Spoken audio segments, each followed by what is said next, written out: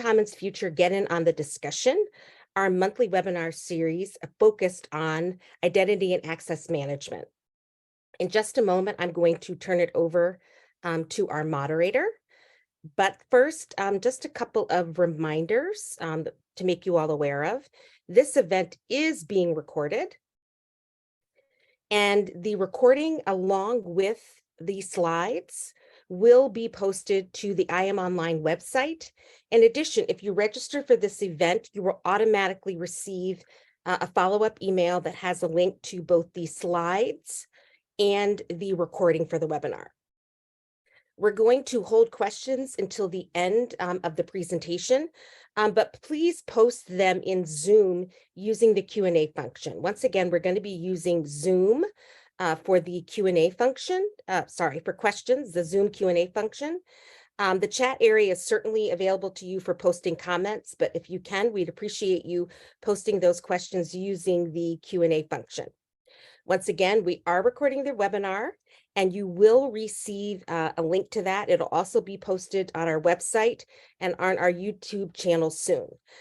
Without further ado, I'm going to pass the virtual podium over to your moderator for this afternoon, Kevin Maroney, Vice President, Trust and Identity and NetPlus for Internet 2. Fantastic. Thanks, April. And thanks to all of you who've joined us, and I'm sure others will be coming along. As April said, my name's Kevin, and I do Trust and Identity and NetPlus Cloud Services things at Internet 2. And if we could move to the next slide, I have the pleasure of moderating today's discussion with Ann West, who's a colleague of mine at Internet 2. She's the Associate Vice President for Trust and Identity Services, also serves as the Executive Director of InCommon, and is also a member of the InCommon Steering Committee. I'm also joined by Mark Wallman, who's the Vice President and Chief Information Officer at North Dakota State University. And the other special part of Mark's hats today is Mark currently serves as the chair of the InCommon Steering Committee, which is the sort of the overall advisory and governance body for all things InCommon. The good-looking people are to my right and left here. And when I first saw this picture, it kind of looked like a reunion of the stunt doubles from Princess Bride. But we were delighted to be together last week at Internet 2's Community Exchange to deliver this presentation together. And we're fortunate to have another opportunity to share what's happening about InCommon Futures 2. Next slide, please.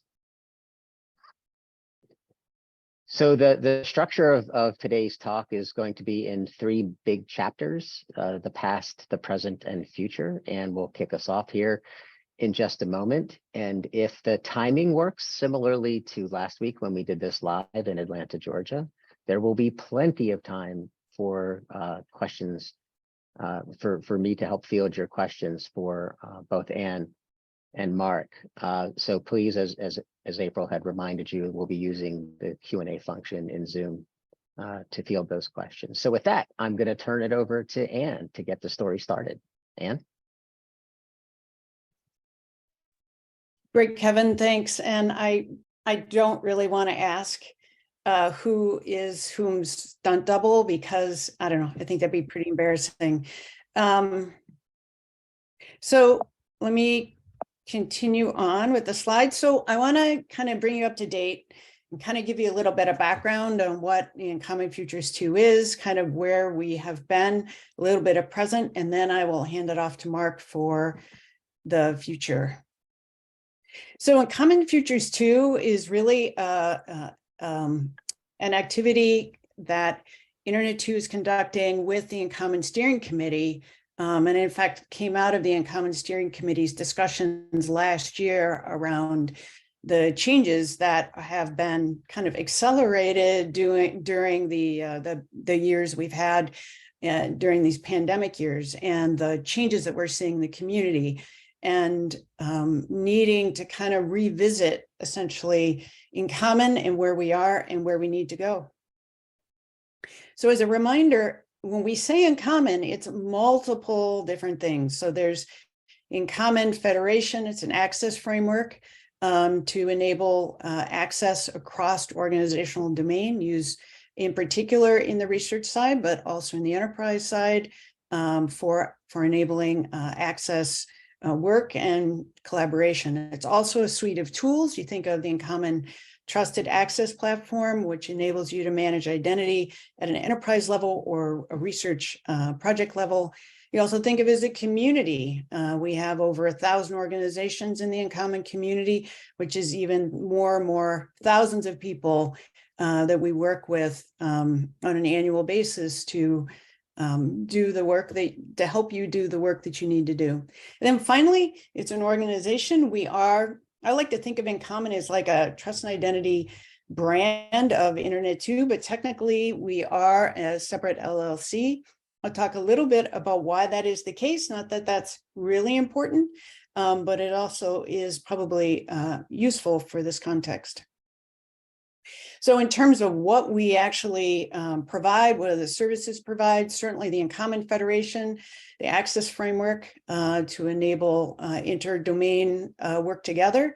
There's a community development, the engagement that we do with our TechX, our base camps, our camp and advanced camp meetings. There's EduRoam, which you may be familiar with, global access to roaming, a trusted access platform, the software that I mentioned. We have an InCommon Academy, which provides education and consulting for how to accelerate and help you do identity or support identity and access management in the way your institution or your organization needs it. And then finally, the InCommon Certificate Services enables essentially securing all of that under the hood. So who is on the InCommon Steering Committee that we're talking about now, that we're working with on the InCommon Futures 2?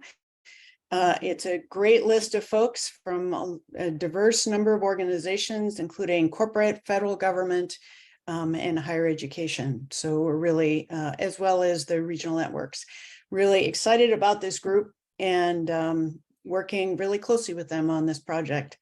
So I just threw this slide in. If you don't, fortunately, there will be no test at this end of this webinar, but this just shows the complexity and the richness, really, of the discussion that we have on a monthly basis with all of our community groups. All of those, in some way, report out through steering, and steering, in many cases, serves as our program advisory group looking across the trust and identity space. So when you're thinking about InCommon Steering, think of them as a culmination of a number of different discussions in multiple different places that all feed up into what Mark will be talking with us about. So I've been working with Internet 2 for Internet 2 since 2001, so I can say lots of things about this past, but I will try and scope what I have to say. So the first thing I want to do an introduction is kind of like the last time we did some planning like this, and it was when Bitcoin just started out and we had our first pandemic in 40 years, H1N1 swine flu. So any thoughts? I'm just gonna kind of put it out there. Any questions about or any ideas about what year this is? And I'll give you another clue. It's when Obama was inaugurated for the first time, not the second time. And yes, it's 2009. So the last time we engaged the community around some planning for InCommon was in 2009. And we created, actually, it was again driven by the InCommon Steering Committee, drove essentially a review of where InCommon was and what it needed to do to essentially achieve the promise that I think the steering committee saw in particular at that point was primarily the InCommon Federation. So this is just a screenshot of the table of contents, the first part of the table of contents. Fortunately, we have on this call in this webinar someone who actually helped drafted that, and that was Kevin Rooney. And I believe he was co-chair with Jack Seuss during this time. So we can talk about the past and the future when you get down to your questions. So the InCommon Future Group at that point, here are all of those folks. And you'll notice that Kevin, yes, he was in InCommon Steering. Lois Brooks was on the, Richard Katz. There's a number of folks that you may remember or may not remember, but just to give you an idea of the diversity again of the individuals there. And at that point, we had 171 InCommon participants. So yeah, pretty good, not bad for 2009.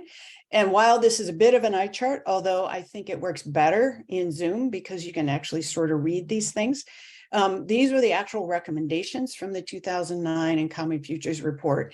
And you'll notice, scan down here, it's really around maturation, it's around development, it's around including additional key service providers. You'll notice with the federal government on the top left side, and it's about assurance, bronze and silver assurance profiles. So it's about growing, it's about business maturation, and it's about increasing the return on investment and richness in terms of providing additional policy spaces like assurance layers on top of InCommon Federation.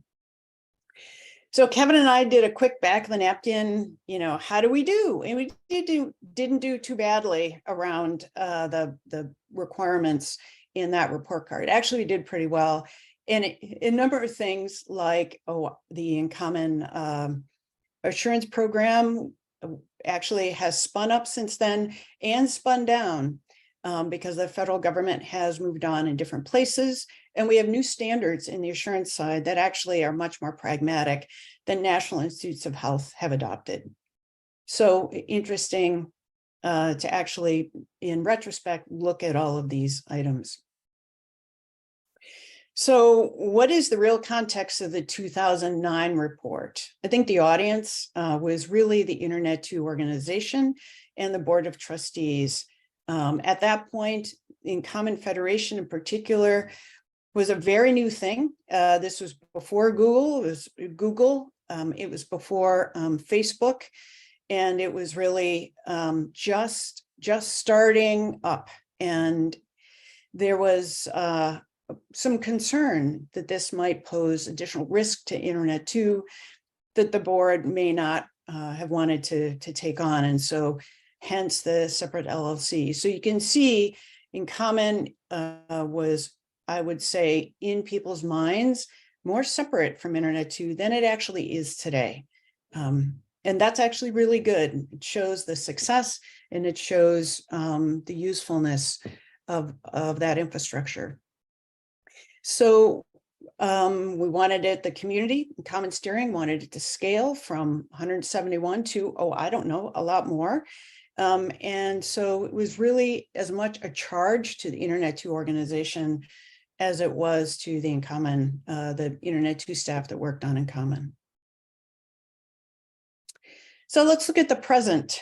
Right now, Internet 2 is conducting a 5-year roadmap activity and has interviewed over 500 individuals to gather needs and feedback around our existing services.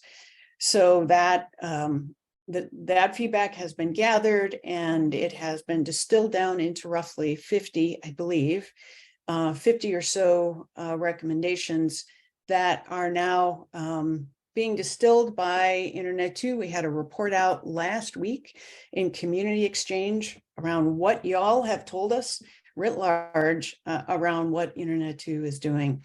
So next steps for that are some refinement, categorization, prioritization, and look forward to seeing more of that. This and the information that you gave us through this process, we are using to then factor into the Futures 2 process. So if you gave us information, if you provided and participated in this 5-year roadmap activity, that's awesome. We have all of your comments. And I think the Futures 2 piece that InCommon wants to do is going to be a little bit different. So I wanted to kind of talk a little bit slightly differently around kind of what is different now. So we've gone through, we're doing this roadmap now with Internet 2. You got a sense of what the original planning was about. So what's different now? Why now? First thing is the landscape has changed a ton since 2009. So Internet 2 and the trust and identity space, our rule has always been, and our thought has always been, we don't want to compete with vendors. We don't compete with vendors. We are here to essentially fill the gaps, kind of figure out where's the sweet spot of need that the vendors aren't really touching. I think one could probably say an International Trust Federation is one of those things. And then what is it that we can do to sort of address those things and work with organizations to figure out what do they do, what do we do, and then fill that gap. So that's, I remember in 2009, I think Oracle Identity Manager, that was Sun Identity Manager before that, that was still sort of in play. Maybe people were coming out of that. Tier, for those of you who know about that, hadn't even started then. So now we are seeing these quite a few identity and access management writ large kind of companies. So they kind of come and support various pieces of it. They are getting huge amounts of money to essentially spin up and run the company. So I just threw in a few of these. This is a slide, and the next slide was developed by Steve Zoppi, who is our AVP for Services Integration and Architecture, and kind of keeps his fingers on the pulse of Crunchbase. So super helpful to have this kind of data. Now on the right side are all the InCommon catalysts that Internet 2 works with to sort of provide support, bridging mechanisms between, say, Active Directory or Azure and InCommon, or they'll provide hosting services. So these are companies that are essentially, some of them have sprung up specifically to support things like federation and identity and higher education, but they're all kind of driven towards the academic mission, and they're all kind of support organizations around the InCommon identity space. So they provide support for the trusted access platform. They'll provide integration support. So we have a lot more options in the corporate space as well, even to support the research and education specific identity use cases. And that's really exciting. So this is just a kind of a quick slide to kind of show you what kind of churn there is in the corporate landscape. Fortunately, we've been around for 20 years and our software's been around for almost that long. So the churn, at least in this open source area, is very low. But evidently in the corporate space, it's pretty high. So here's one example of one company and the amount of funding they have raised over the last, since 2009 to 2023. And it is astounding. It's mind-boggling. So clearly we can't compete with that, nor do we even try. Just wanted to throw this out there. So, but InCommon has changed too. So you'll notice that arrow, that's where we were in 2009. And you'll notice in 2022, at the end of the year, we were at 1029. So over 1,000 organizations. So we have gone almost an order of magnitude towards, growth for us. So quite a different look now. The other thing that we have changed since 2009 is we are now international. So we have international federation that's available. You can sit in University of Iowa and actually access services over in Switzerland or Mali. So it's very, very different scope in terms of capability for research and collaboration in particular. And you'll notice the numbers have changed quite a bit. Can you imagine 5,000 identity providers around the world? You'll notice in InCommon, we actually have more service providers than what's available internationally. And that's because we have a number of service providers that are just scoped to the United States. That's great. But just interesting service provider differences there. So other things that are new since 2009. This is a bit of a logo slide. Some of them are federation-specific policies, like InCommon baseline expectations and certify, which is federated incident response. We have InCommon collaboration success and InCommon Academy. So those are consulting and training to help you get going. InCommon Catalyst, these are companies that again help you support the research and education IM ecosystem. Common Trusted Access Platform, that name is new, but co-manage had not been released by then, and Ben Oshrin can correct me if I'm wrong there.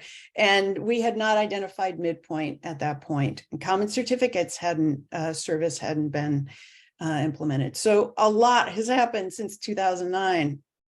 So it's a really good time to look at the NECT Futures report and to explore where should we be going as a community. Where's the industry going? Where's the corporate side going? And what kind of capabilities do we need to enable together to support the academic mission? So Mark, why is this important? So I'll just, before I kind of go onto the slide, I'll just do a quick minute or two of background here. It was about a year ago that Kevin and I were both at one of the first kind of coming back from COVID meetings. We kind of started talking about all this, and he, we were doing the Internet 2 strategic planning process, and I'm like, how come we haven't done anything like this for InCommon? He said, well, there was a futures report a while back. I said, there was already one of these, and then I started getting really excited because I think there's a lot of there's kind of a roadmap from before, and there's a lot of stuff that we have opportunity to pursue at this point. So that's kind of the background and kind of where things kind of got rolling about a year ago. So and to me, this is really important, primarily because I think identity services are really the most important thing we do in higher education. It makes everything coherent. It brings coherence to all of the other services we provide. It knits them together, and it makes, this is probably the single thing that is most important in providing a uniform experience to people when they join, when they leave, when they move around in the institution. Also, this is talked about a lot. There's a lot of really important security aspects here, and also some risk management. And last, I think, why is this important for us to be looking at is because I think we're unlike any other sector. We have so many weird edge cases in higher education, and some of the things that we need to do just are not on the radar screen of vendors. We're not, front and center for them. So I think doing this, working on this and talking about this amongst ourselves in our community is really important, because we're going to have needs that just aren't going to get met elsewhere. Next slide. Okay, so I think we missed one. There we go. Okay, so I just next few slides are kind of a call to action, and this is Kevin and I kind of did this at Internet 2 meeting last week, and I'm just kind of thinking. I was kind of thinking through, like, this is a little more specificity on why it's important. This is kind of like why it's important to me. So, and the things I'd like to see as an outcome, I'd like to see permissions frameworks for individuals be consistently implemented across all university offered services. I think we are pretty good. We do a lot of the services, but we aren't at the point of all. I would like to see permission frameworks for individuals be centrally managed and auditable. We're not there. And I'd like to kind of have all of that together so we can kind of have institutional knowledge of who has access to what services, and potentially even have that looked at by a third party. I'd like these permissions to change dynamically. I mean, one thing that's always a challenge is somebody switches jobs in the university and they carry their permissions with them, even though they shouldn't. So I'd love for that to just change dynamically and automatically. And I would really like, when I'm thinking about my own campus, I would like whatever approaches we're going to be taking to be normalized to the greatest extent possible across higher education. So we're not so far out of step. I think that, you know, when we are more as a community in lockstep together, we have a lot less individual risk. We have a lot more knowledge sharing. There are a lot of community benefits that we can take advantage of. Like this session right here today is a good example of kind of a community benefit. And the more we're doing stuff together, the more of these things help serve us all. Next slide. Wrong direction. There we go. So thinking of you know, just what I would like for our community, I would like greater participation in the InCommon Federation, both institutions and vendors. I would like to see greater uptake of Internet 2 trust and identity tools, and I want to see the bar to be lowered for operating these trust and identity tools to the greatest extent possible. So we really have a pretty diverse group of institutions in InCommon, but I think we can do better. I think there's a lot of benefit. I'll say in North Dakota, we've had a grant to do work with we have 5 tribal colleges in the state. And, you know, I would like to see this be easy for them to run and get greater adoption there, because that really helps us to be able to collaborate with them more. I think we have technical barriers to being able to collaborate, and the more that these tools are adopted, the better. Next. Okay, so, you know, some of what I want from our community, I would like to have others be contributing to the list of wants. So just as a good, illustrating this, after the presenting this at Internet 2 last week, I had somebody in the audience kind of come up and visit with me afterwards, and they were doing a lot. They were working on some really interesting stuff that I'm like, when I heard about it, like, oh, I hadn't thought about that. I would like to be able to do that. So I think that this is the level of maturity on our trust and identity tools. We really have a long way to go before this is kind of getting settled. There's just so much opportunity for us to do so many things that are really going to make life easier, improve security, just do all sorts of stuff. And bringing others to the table to get, you know, lists of like, I want to do this, I want to do that. That's really important, I think. Also then to prioritize these list of wants, because I think that, you know, communally, we kind of have to figure out what we're going to do. We don't have unlimited time and energy. We didn't have all the money that Ann was showing on that other slide, like the $1 billion investment. We're probably not going to get there. We're going to have to prioritize. And I'm really interested in participation from as many people in some level in this process. So just being here is one part of participating. If you have questions or comments that we could take here today, that would be very helpful as well. And you know, we've got a whole process where we're going to be working with other groups to get feedback and stuff, but the more participation, the better. Do I have one more, or was that my last slide?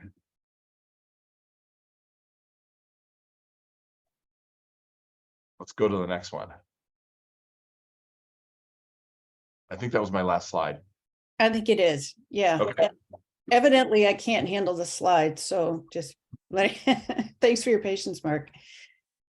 So, yeah, this is super exciting for me, and I think a lot of it is because it gives us collectively the time to step back and kind of talk through what are we seeing as a community in the next 5 years, and what are the things that, as I mentioned earlier, what are the types of capabilities that we need to enable?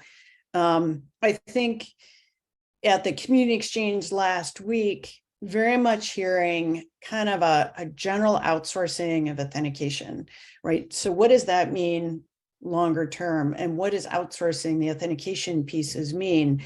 You know, it may be to Azure, but it may be to another organization leveraging social credentials. Some have actually talked about that. So these are the types of questions longer term that, you know, as a community and as Internet 2 as an enabler, I think we can start teasing apart and setting up a direction. So I think the key pieces are whom do we speak with? Whom do we speak? So on the left side, we've started listing out the types of organizations we want to engage. On the right side are the individuals at those organizations. So, this is just our first essentially drafted this, and we'll be working, as Kevin mentioned, or Mark mentioned, with a third party consultant to kind of help us refine these things. But just to give you an idea of the types of organizations we're looking at.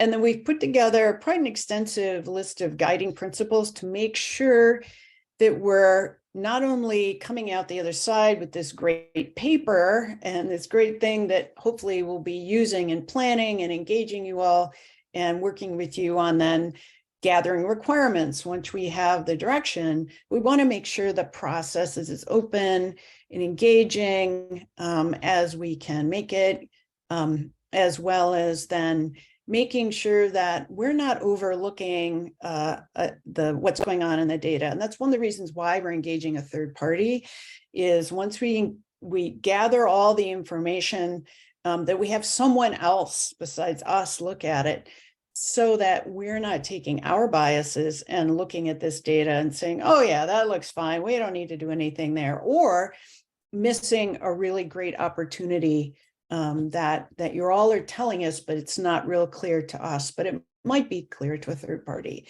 So I think the third party is going to be really, really helpful to enable us to hit the right tone. So next steps, we are again engaging, finalizing working with the third party and figuring out the final design of how we will be engaging you all, and you'll probably start seeing things in summer around a survey, as well as other engagement opportunities. So as Mark said, hope you can participate. And I think back to you, Kevin. Great. Thanks, Anne. We've got a couple of open questions in the Q&A that I'll get to in just a moment. But I have a question of my own to ask of both of you.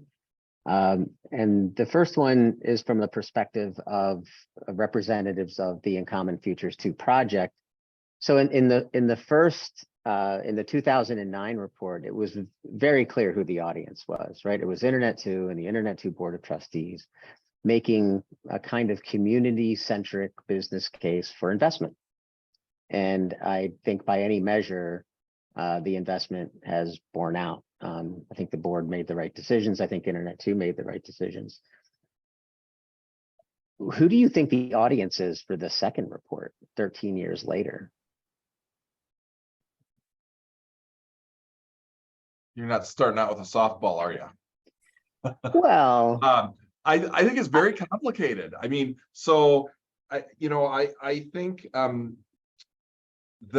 diversity of the community and all these vendors, I mean, it's a complicated community, and I've been on steering for I think about 3 years now, and it's just been I've been gradually appreciating the complexity of this. So I would say the community, probably for me, the kind of the main people I would want to reach with this are individuals and institutions who want to participate and use the tools and advance them. That's kind of the main thing. I don't know that it's people who want to get in and participate in the process beyond the futures report, even potentially,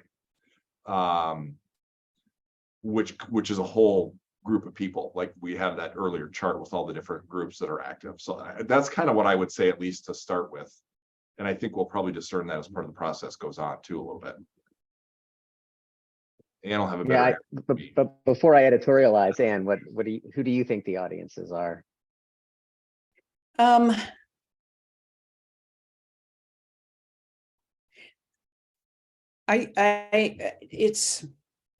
It's really, I mean, I'm hesitating because I can say right off the cuff, but I'm not sure. I would say it's really Internet 2 and the community. So it's Internet 2 and the anchor tenants like federal government, it's the funding agencies, it's the higher education participants, it's also to some extent our corporate partners, the ones that support us in and support you in the actual work that we have to do together. So if you're thinking, I guess what I look at it is we're trying to look at the academic mission in 5 years or more. Where does that need to be, and what are the things that are going to be important? I think Mark, you've talked about passwordless authentication.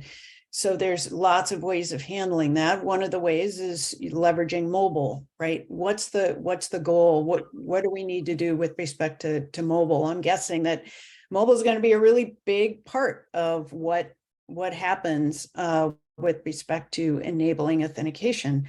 Well, we don't have a lot going there. So, I don't want to kind of lead the witness and lead the report or anything like that. I'm just giving an example of the types of things that we need to collectively figure out. What is it, where are things going, and then what is it that Internet 2 can do and should do, because the vendors are not going to do it. And again, it's not the competing part, it's trying to figure out those gaps. And so I say the audience is really, in particular, higher education and research and Internet 2. Everyone. It sounds like everyone. Well, your answers, for me at least, scratch an important itch, and Mark led with it, and it's the complexity of the environment. One of the things I love about my job, and also prevents me from sleeping many hours during the week, is the complexity. In 2009, it was a lot simpler. It wasn't so much, I mean, it had complexity, don't get me wrong, but it wasn't so much about the complexity as it was about all the areas into which the set of activities could grow. And then when I look at the slides that Anne presented about different kinds of growth and different kinds of changes, that all happened, right? We had an expansion, our universe expanded. And as a result, everything just got more complex, including the audiences here. And you guys are the presenters, but the one thing, listening to you present, because like last week I was on the other side of this, and being an audience member this time, I'm drawn back to sort of a target diagram where we have the center here is kind of like InCommon's steering, right? Because steering's having this awakening and says, oh, it's been 13 years since we've done this. And so steering is paying acute attention to this. And then a circle that isn't that much larger than that one are all the people that serve on the advisory committees that Anne presented in that really busy kind of flow charty diagram. And that's about 100 people who are paying a lot of attention, thousands of hours of attention every year. And as we expand that circle, right, we can go out to the InCommon participants or the certificate service subscribers or the Eduroam subscribers, for example. They're paying attention because the service needs to work and they're constantly giving us feedback. The bigger circle there, I think, is the real challenge for this project, is how do we hear from the people that aren't steering, that aren't on the current advisory bodies, that aren't participants or subscribers to the current set of services. And this is, I'm riffing off of something that came up last week. So I think we have at least those 4 audiences. And then, as Anne said, it's 3-dimensional, right? So you can take those 4 audiences and then you can go in an industry direction, you can go in a federal government perspective, you can go in a dimension, and you can go in a vendor dimension, right? So it's got those circles, which are really kind of spheres, and you can go in any one, radially out from those kinds of things. So I want to draw attention to the 2 questions that I tried to answer in the Q&A. One was from Mark Rank from Cirrus Identity, one of the participants in one of our advisory bodies, one of our passionate community leaders. I hope I answered that question, Mark. I think your question was around the relationship between Internet 2 members and InCommon participants. And so there is a relationship. Almost all Internet 2 members are subscribers to the services that you articulated in your questions, certs, federation, and eduroam. And there can be a financial difference, right? So Internet 2 members get a discount for, in the certificate service context. Eduroam is an entitlement for Internet 2 members in the eduroam context. But the federation fees, there is no differentiation, for example.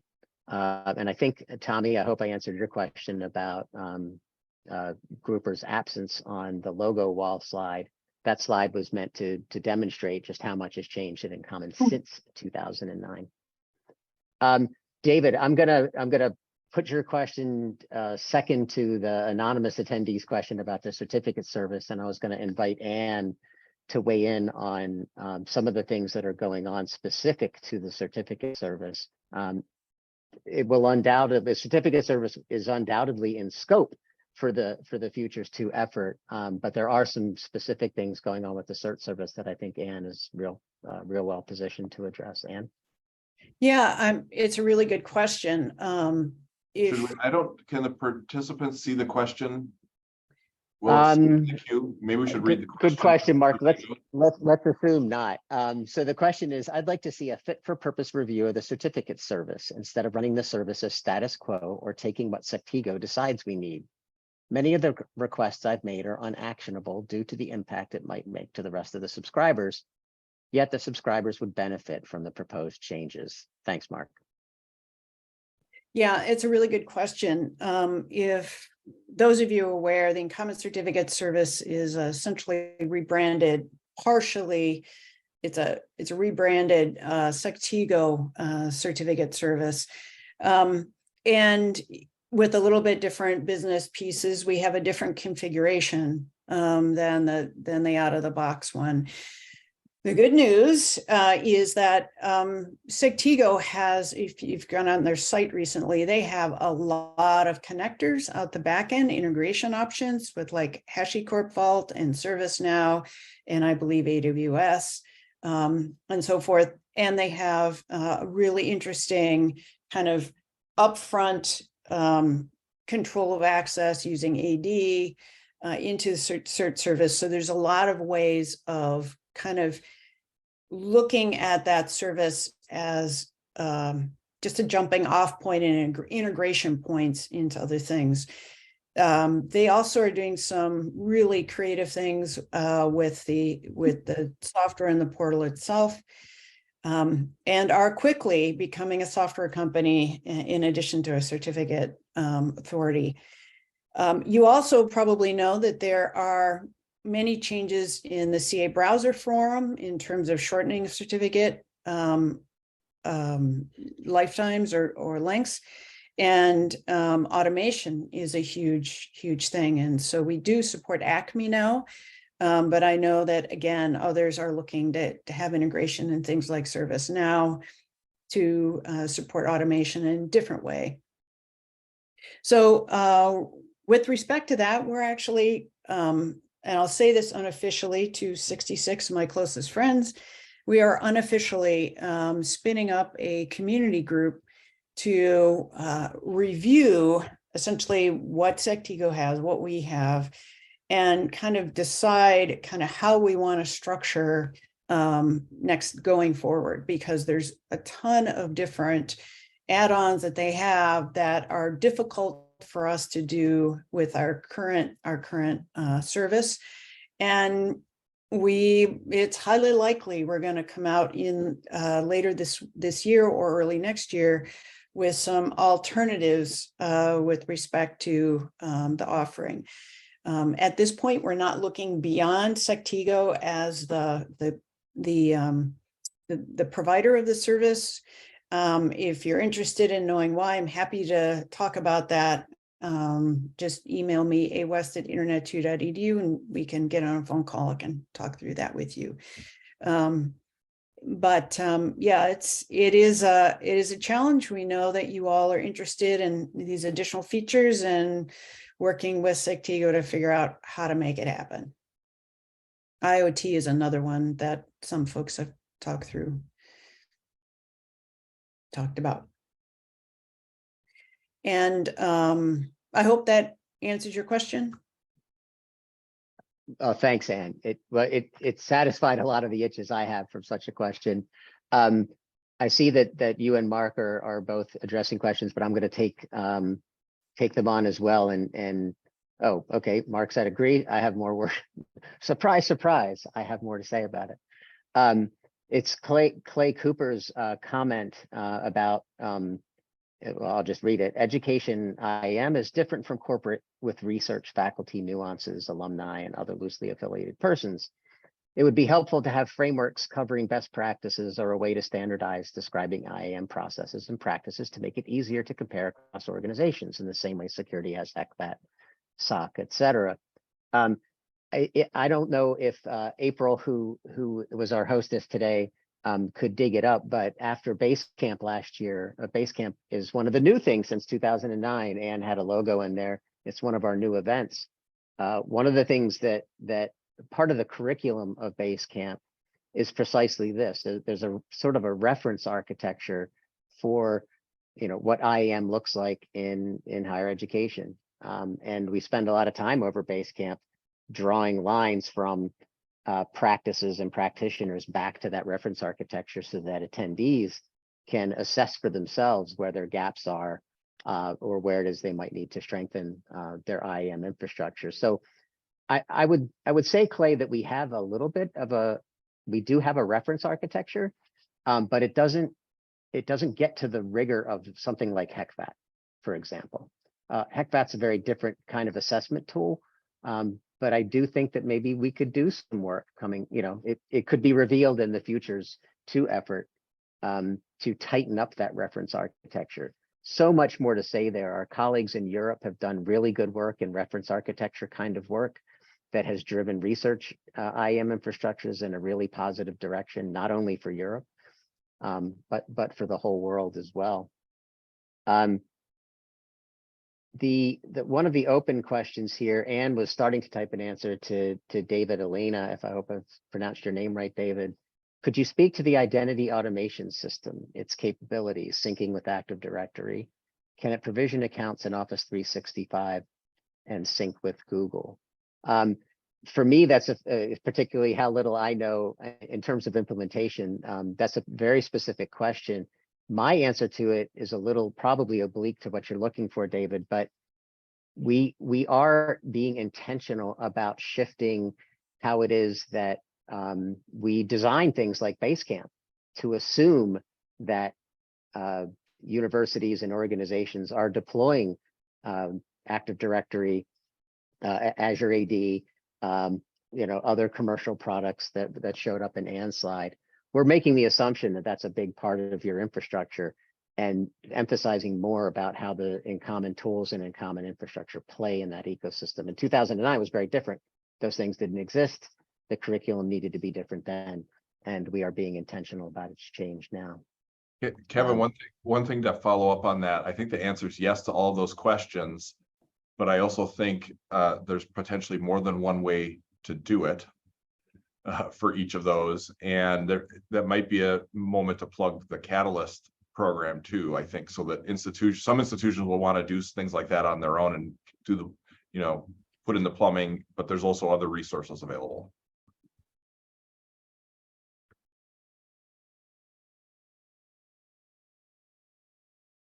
So Steve Zoppi, our colleague at Internet 2, Steve, Ann, and I are thick as thieves, and when it comes to all things InCommon at Internet 2, Steve's made the comment that I think it was Clay's question. This was the subject of much discussion within the component architecture team. So that's one of the bubbles in the flow chart of advising and governance for InCommon. This was the subject of much discussion with the component architecture teams. The approach to thinking about IAM in higher education and research as having a reference architecture is being deprecated. We had an anonymous attendee just ask a question. Do you know if Microsoft one day will be federation friendly, compatible with InCommon, allowing for Azure to bypass bridges or proxies / hacks, losing some security and trust that InCommon or independent host federations provide? Anne is not that far away from me, actually, but I can see her drooling to answer this question. At least I anticipate that. Anne, what do you have to say about Microsoft's Federation friendliness today? Yeah, so they released, I think it was in March or April, some knowledge-based articles. There are multiple of them around supporting multilateral federations. So if you go to their site, their knowledge-based site, you'll be able to find essentially their use cases for how to support or their solutions. And I think there's 3 or 4. I can't remember. If Albert's on the webinar, he can let us know, or I can post the link after I finish answering the question. And they walk through the multiple ways, including a shibboleth proxy. There's also the Cirrus Bridge, which will bridge between Azure and InCommon. And Mark Rank can probably on this webinar give you information there. And there, I believe there's another one as well. So they are well aware of the organization's needs to broker Azure into InCommon. In particular, I think this work was driven by the National Institutes of Health announcement in 2020 of using it InCommon as a way of both accelerating pandemic research by enabling broader groups of individuals being able to access NIH services, but then also as a way of accessing ERA, so their grants administration system. So yeah, check it out. I'll dig it up and throw it in the chat if someone hasn't done it already. Oh, and April's done it already. So thank you.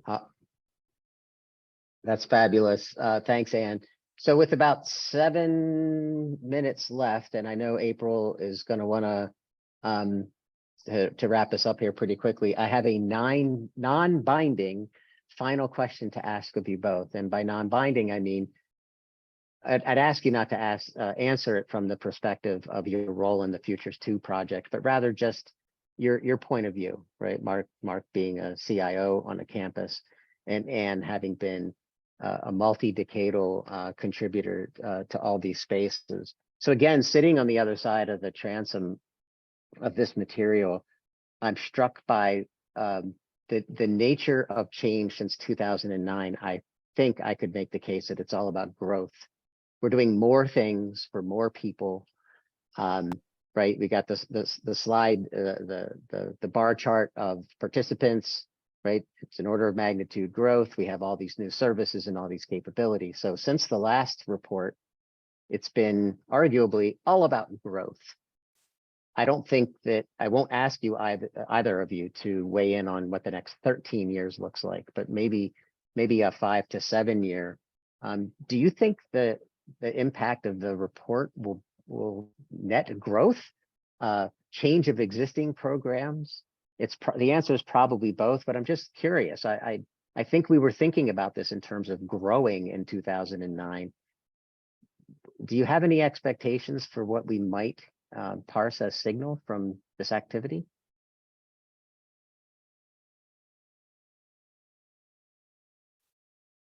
No easy questions from Kevin today, I think. I think there are places where I would, if you talk about growth in terms of number of institutions participating or number of people from institutions participating, I think there's some room for that. And I know I would like to see it. I mentioned like our participation with tribals. I don't think none of our tribals in the state of North Dakota are, and I don't know if any tribal colleges in the country are participating in InCommon right now. But I think there is room for growth in that sense. But I mean, to me, I think, a lot of this is intensification of use of these and finding utility for them and building more stuff out. So if I'm looking at just, what the numbers look, just kind of the raw numbers that were on one of the slides from 2009 versus today, I don't know if measuring it the same way, we would see the same kind of growth. I don't know. That's my off the cuff thought. I don't know that that's necessarily a measure of success either for the project, so. Anne? Yeah, I agree. I think some of this is growth. It's making it easier to do and easier to do well. And I think that will drive additional minds, right? Additional adoption, additional folks to join. Like you talk about, Mark, I think that is really important, but I think to get there, we have to make it easier. You know, if you think of the Rogers adoption curve, there's usually these kind of capability gaps that you have to jump in order to achieve the next level of adoption. And I think we're at one of those capability gaps where the organizations that have the resources and the knowledge and so forth to adopt things like InCommon Federation as it is, we may have maxed that out. And in order to get to the next group of folks to then diversify, as you're talking about, we have to institute some or figure out how to support these additional schools that need more support. And that may not be necessarily Internet 2 doing that directly. It may be Internet 2 working with the corporate providers to say, you know, this is a good housekeeping seal of approval. This is a company that is supporting the community standards that you all have already identified and is doing the right thing. And so it's sort of like an business relationships in addition to technology and standard setting. So it's an interesting, I don't know if it's going to go that way, but clearly in order to achieve your vision, Mark, we need to make it easier. So that's a huge piece of what's next, I think. Well, I hope I hope everybody was listening to your answers, because I think they were really good, given that we haven't even formally kicked the project off. Before handing it back to April for wrap up, I do want to draw attention to two things. We will be doing some things like this as the project gets kicked off at various junctures. And in fact, one that Mark has already signed us up for is that at the Internet 2 Technology Exchange event in September, we're already signed up for doing an update on the project. So you can track us at Technology Exchange or at places like this Zoom webinar in the future. So with that, I want to thank Mark and Anne for making time yet again to talk about what is undoubtedly going to be a super impactful project. Grateful for InCommon Steering's courage and leadership to kick this off. It's overdue in a way. So thank you both. And with that, I'll hand it back to April for wrap up. Thanks, Kevin. Appreciate that very much. Many thanks to Kevin, Ann, and Mark for a great presentation and an engaging discussion around InCommon Futures 2. And our thanks to all of you who attended, posted questions, or just listened in. We appreciate you being here. Also, special thanks to Susan Yvette and the rest of our events team for helping us make IM Online possible every month. Before we sign off, just a couple of last housekeeping items. Thoughts about today's program. We do have a quick 4-question survey. If as you leave, you could provide input, we'd appreciate it. If you have general feedback about IM Online, you can certainly get in touch with me, April Motley, at amotley@internet2.edu. And we also hope that you will join us back here next month for another installment of IM Online. So we will see you then. Until then, if you have ideas, there is a form on our website that you can use to submit your ideas for future installments of IM Online webinars. With that, thank you again. And we hope to see you in June for IM Online. Have a great rest of this day. Thanks, everybody.